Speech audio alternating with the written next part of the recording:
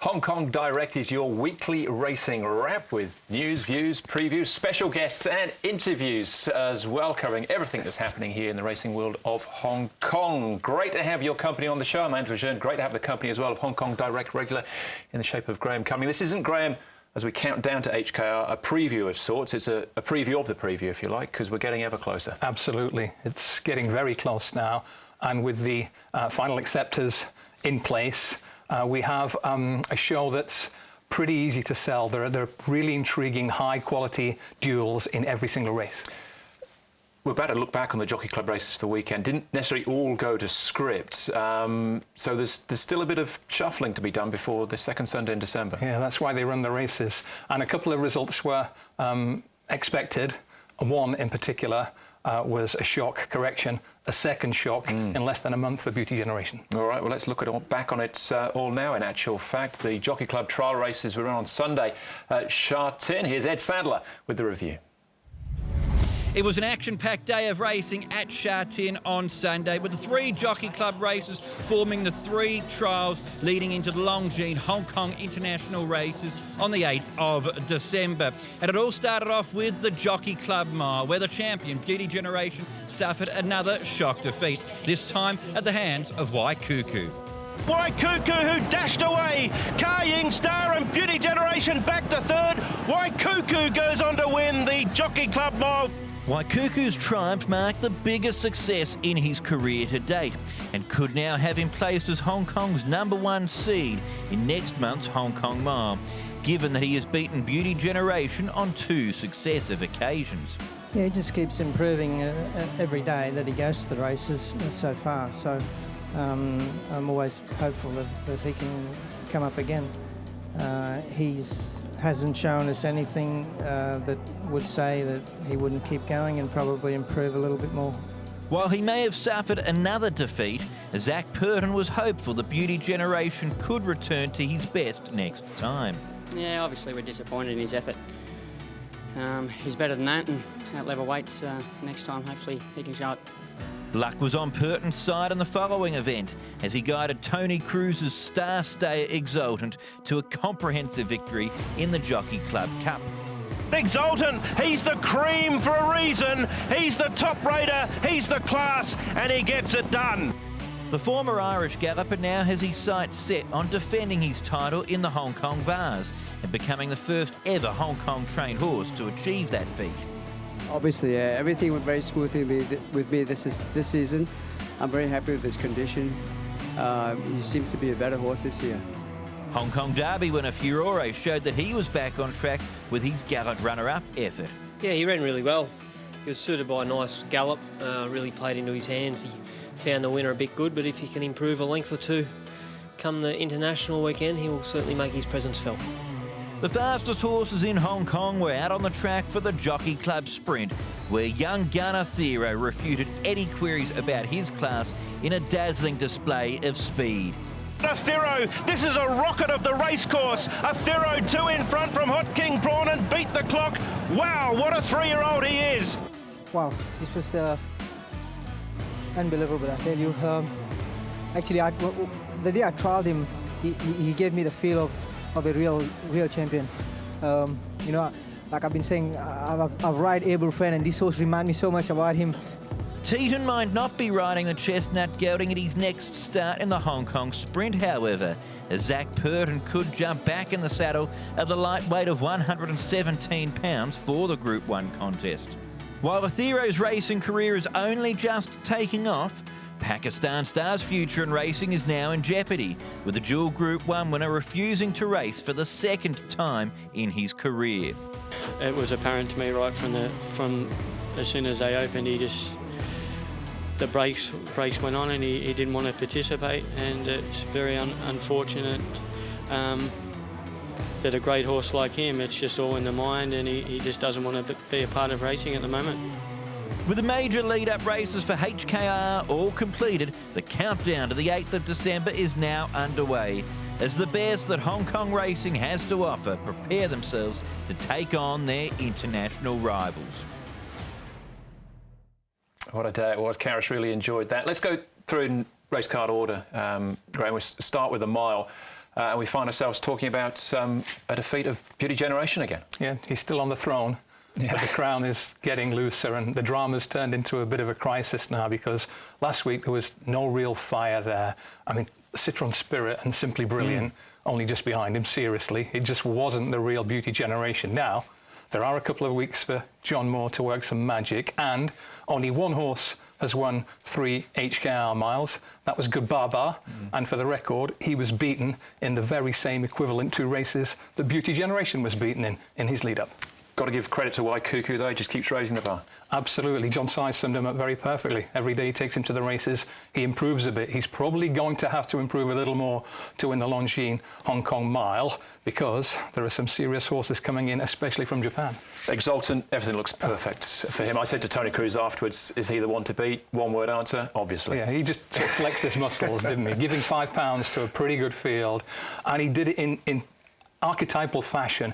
It's not instant, it's not spectacular, it's not flash, but it's absolutely super efficient and clinical. Well on top late on, back to 2,400 in the Vars, and a tremendous clash against the likes of Deirdre, Anthony Van Dyke, more of them later. Yeah, we will. Theo, when we did the preview for the weekend, I think you said he needs to win or run well, needs to get his rating up. Well, he did, didn't he? He was thunderous. 17 points he got for that. Yeah, there are some key metrics against him for the sprint. Jockey Club sprint winners don't have a great record on the big day. 3-year-olds don't have any record, but we haven't seen a 3-year-old like this in Hong Kong for many, many moons. And the key question now is, who's going to try and go and get into his ribs early on December the 8th, because you've seen exactly what happens if you don't really pressure him. Thanks Forever, his stablemate, just rode shotgun, didn't really pressure him hard. Something needs to pressure him hard on December the 8th. Otherwise, he may well do something similar. He'll only have an extra £4 on his back, but John Moore has said that looks like the plan. They'll try and roll forward once more. We'll look at the sprint in a moment or so.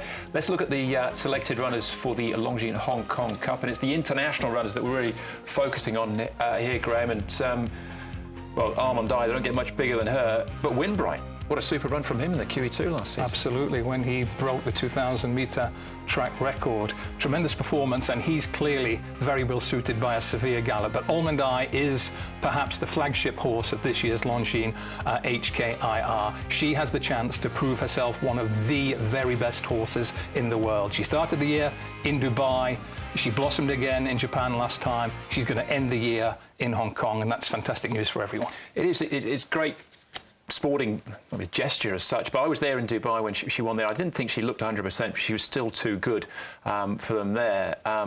Her win last time out was extraordinary. If she brings that sort of form, she's clearly going to be very difficult to beat. Yeah, I have to confess I'm the slightly late adopter. I wasn't completely convinced until last time when she absolutely demolished that 10-0 show field. That was a 6th Group 1. She will be a very short price to make it 7 next month. All right, OK. Well, we have Kate Hunter on the ground there in Japan, a regular to HKIR herself, with her update and thoughts on the Japanese runners. Hi, this is Kate Hunter coming to you from Miho Training Center, where Almond Eye will be arriving from 10A in a few short hours. I spoke with her trainer, Mr. Kunieda, earlier today, and he says she's in great form, looking forward to her run in the Hong Kong Cup later next month. She has chosen to run in the Hong Kong Cup because it gives her an extra 2 weeks or so after her last race, the phenomenal win she had in the Tenno Show. So, given the time difference between the Tenno Show and the Japan Cup, choosing the Hong Kong Cup instead of the Japan Cup gives her a little more time to recuperate. Plus, it also puts her in a race where they feel it's probably her best distance, the 2,000 meters. She'll be in there versus Magic Wand, another globe-trotting Group 1 winning filly. And so that'll be a matchup that I think the whole world is really looking forward to. There you go. There's Kate will be here in December as well. She led us in there, I suppose. Magic Wand, Graham, what of her? Yeah, here come the girls. Look at the record of star fillies in the big HKIR races. There haven't been too many challengers, but you look back to Sunline many moons ago, Mighty Kiwi May, Ouija Board, Snow Fairy, plenty of others, Alexander Gold Run, etc. Plenty of these in the Cup. So when the top fillies come to Hong Kong, they tend to be very dangerous, and Almond Eye is certainly a top filly. All right, and she is the the queen of the turf, certainly in world racing at the moment. The sprints, though, this is obviously heavy with Hong Kong runners here, and Athero now an international rating of 119, just 1 point behind Beat the Clock. Still gets a big weight advantage in her time, and Down on Smash, the two overseas runners. Yeah, both high-quality horses. Down on Smash, I think, may come a little short, but he has a certain Frankie Dettori on board. In a Time is a proven Group 1 performer. There are 6 international Group 1 winners in the race, Andrew, and none of them will be favourite. No, we've got Mr. Stunning, of course, who's a 2-time winner of the race, and John Sides was heavy-handed on the weekend in the sprint trial. DB Pin Beat the Clock. I think, Hot King Prawn finished second, Beat the Clock. DB Pin was further back, but all of his runners finished in the first 7, and they'll probably improve going forward to December. And it looks like John is typically plotting a very patient course towards December the 8th. I think you have to be really encouraged about both Hot King Prawn and Beat the Clock. Hot King Prawn had been off the course for 11 months, Beat the Clock for 7th. For 7, Beat the Clock had a Group 1 penalty, and the record reflects that if you are a Group 1 winner who can run well under a penalty in the Jockey Club Sprint, you're highly likely to go really well on a big day. I'm not going to ask you for selection, but just very quickly, on Athero, if he gets the lead again in that sort of form, is he the one to beat? He is very much the one to beat, but I would really expect Beat the Clock to be pretty close behind him. What a super consistent horse, ready to peak again next month. All right, OK, there's the Cup and the Sprints. We've still got the Vars and the Miles to have a look at as well. And we'll also, in part 2 of the show, be catching up with Joe Moreira as he looks back with John Moore on that magic mile with Able Friend from 2014. And then we'll be previewing the Vars and the Mile as well. Exultant back to defend his crown, but he's got a strong Japanese contingent heading his way as well, with Glory Vars for the Almond Eye Silk Racing team, and Lucky Lilac as well, making the trip across as well.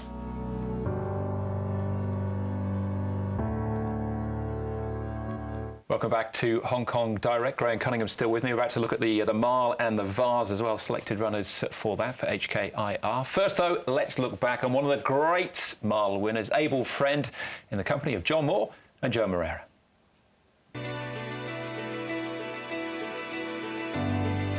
Feeling of it is just outstanding. I knew the responsibility I had in my hands. Definitely a very special specimen.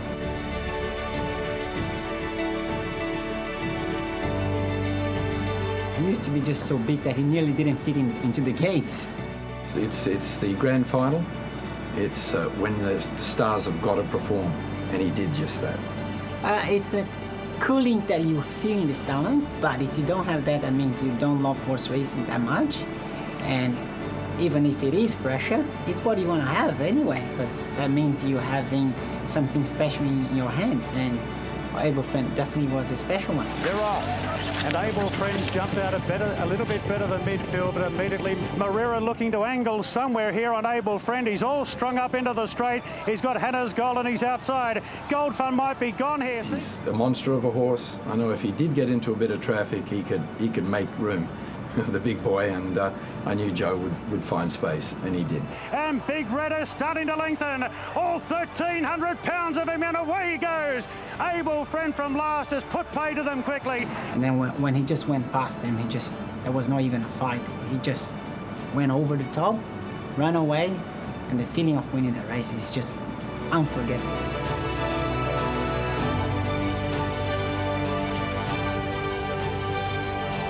I went out there believing, and the horse himself just didn't let us down. He proved himself that he was the best horse in the world. Yeah, he was just a brilliant horse.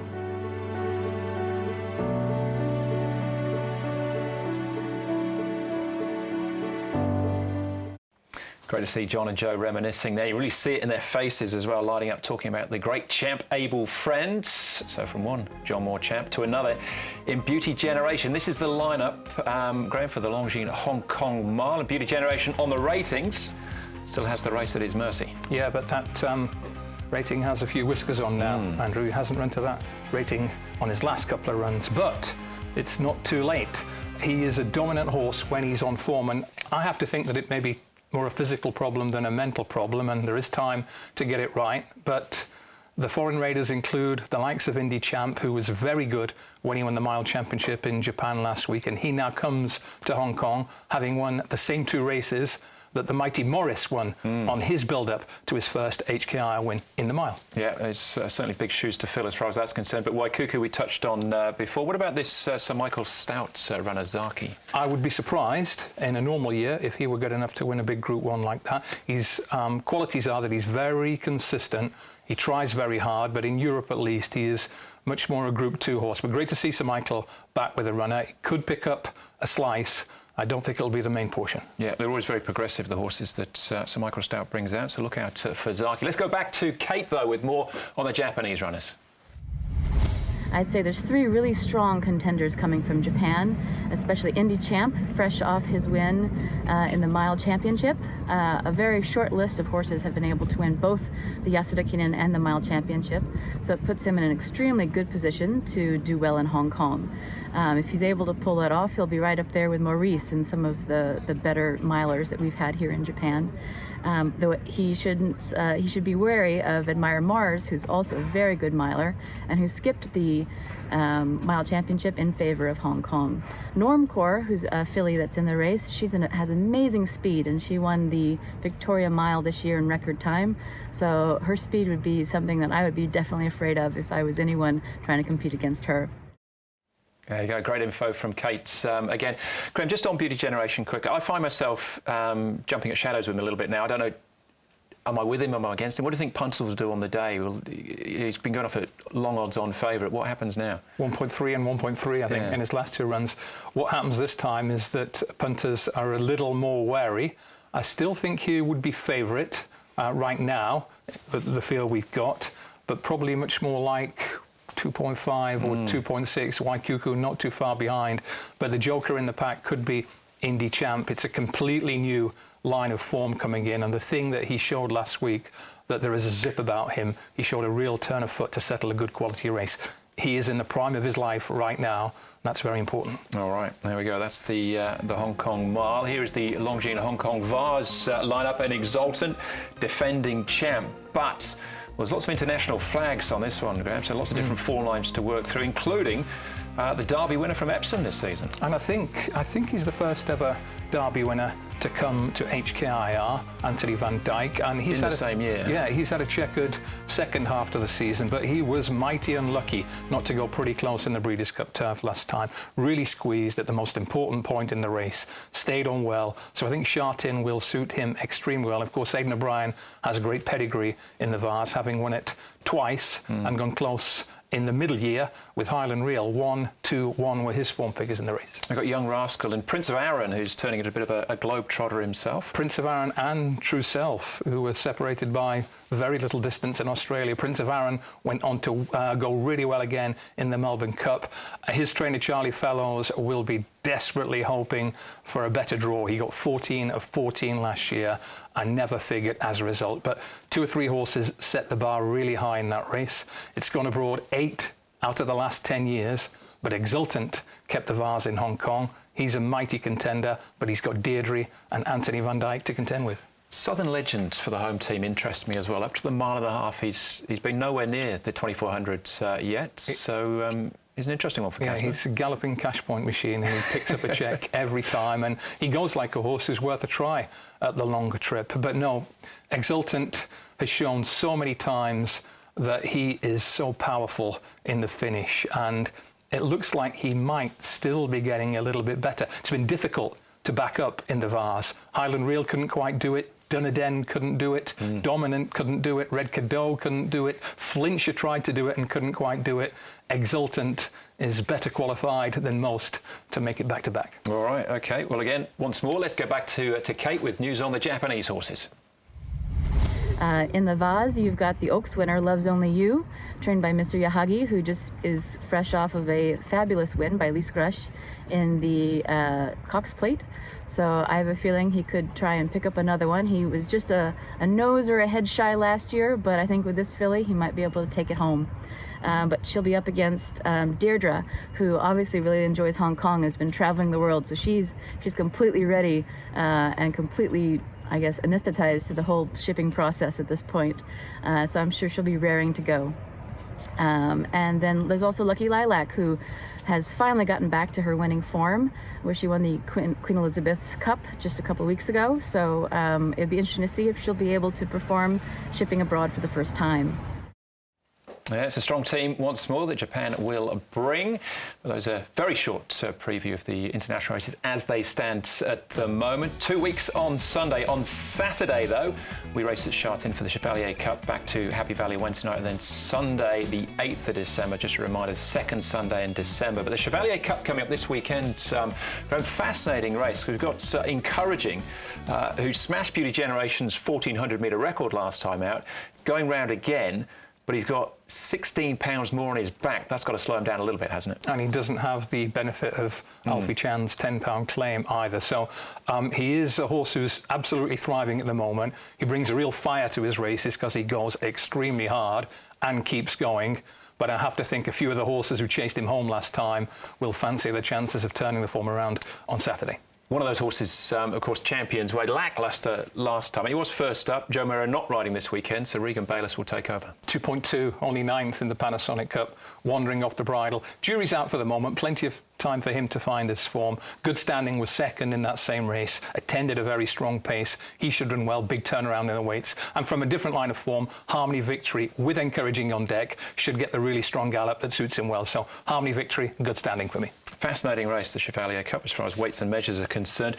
Just before we wrap up then, Graham, just going back to the international races, who are you most looking forward to, I suppose? Well, Beauty Generation has had a B or a B minus recently. Maybe he can bounce back. But the A-team, Athero, Anthony Van Dyke, but most of all, Almond Eye. She is going to be the flagship horse of the entire week. Yeah, Beauty Generation, I think it's a fascinating situation we have with him now. Is can he bounce back? Every good Hollywood movie needs a comeback, doesn't it? Absolutely. We saw with Able Friend, once he dipped, he never really came back. John Moore faces a mighty challenge. If he can do it, it will be one of the crowning moments of his career. Well, thanks as always, Graham. That's the show. Thanks for watching. Hopefully we can count on your company again on Saturday for the Chevalier Cup. We'll bring all the action from Hong Kong direct to you.